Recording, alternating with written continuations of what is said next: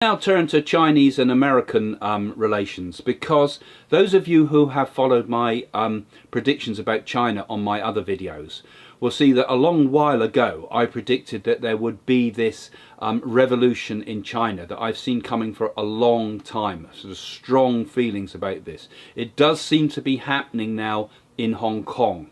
My feeling is that this will escalate. It will go further. We'll see more of this happening in 2020, not just in Hong Kong, but in mainland China as well. The trade embargoes with China are not going to ease. I see Trump encouraging American companies to come out of China, not just advised, but through legislation in a big way. So China is going to be a problem in 2020. But we're not going to see in China the bloodshed that happened in the Maoist revolution. We're going to see a much more gentle, although riotous, transfer of power.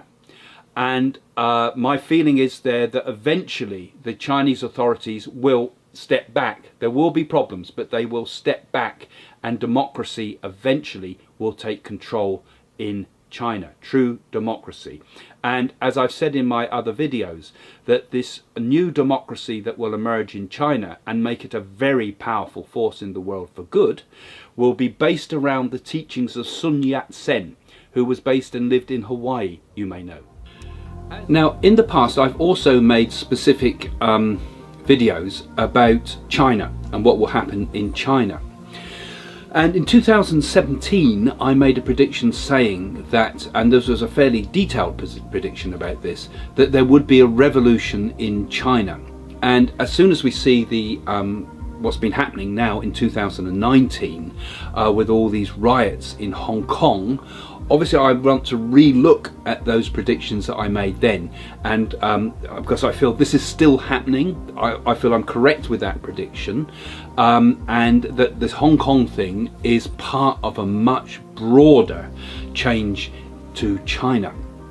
Now I'm going to refresh some of the things that I said before and also talk about them now, because I feel this is relevant to what's happening, because what's happening in Hong Kong is just the start. It's not the end of things. This is not going to fizzle out.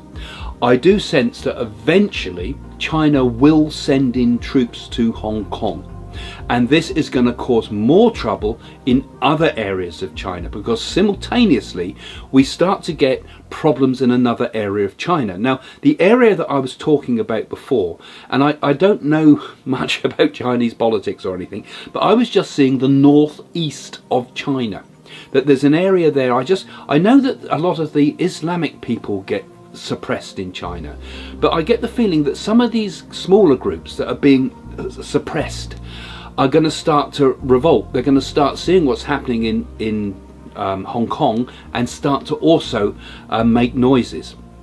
Now, a large part of this problem, as it were, is also happening because simultaneously I see President Trump not just bringing in more embargoes against China in the way he has been with this trade war, but I see that the Chinese-American trade getting to the point where it is almost nothing, is going down to a trickle. This will be brought in incrementally, but I do feel that eventually we get a point where America says, you either trade with us or you trade with China. Here's your choice. You've got no option. We're not going to trade with China. And he's going to use things like the Hong Kong riots and the other riots that I feel will be appearing in China and Tibet, that will act as a catalyst to bring in this huge embargo against China. Now, what will happen in China, I feel, is that there's going to be a revolution in China that will ultimately be a revolution that will completely transform the country into a true democracy. And although we see lots of riotous things, and the things that I'm saying here, you when I say they move troops in and things and people rising up, I'm not seeing, strangely enough, a revolution that is full of bloodshed. To me, it feels like it's a social force that changes the country for the good. And I'm very interested in a man called Sun Yat-sen, and in particular because some of the relatives of Sun Yat-sen have been to see my wife Jane, so we've been in the presence of the energy of Sun Yat-sen's spirit, I feel. Now, Westerners don't know much about this man, but he was a great political thinker before Mao, and envisaged a democratic China. And he lived in Hawaii for a while and came and visited America and based a political system based upon the ideas that are in the American Constitution. And he formed something for China like this. Unfortunately, history did not give him the chance. But I feel this is going to come round again. And his name is well known in China as the father of the nation, they would call him. But his political ideology has been in some ways suppressed. He's still a great man because they can't get rid of that idea, but his ideas still are there under the surface. And I feel that in China we're going to see this revolution that's going to help the world at large in the end. So this is not a bad thing, it's a good thing.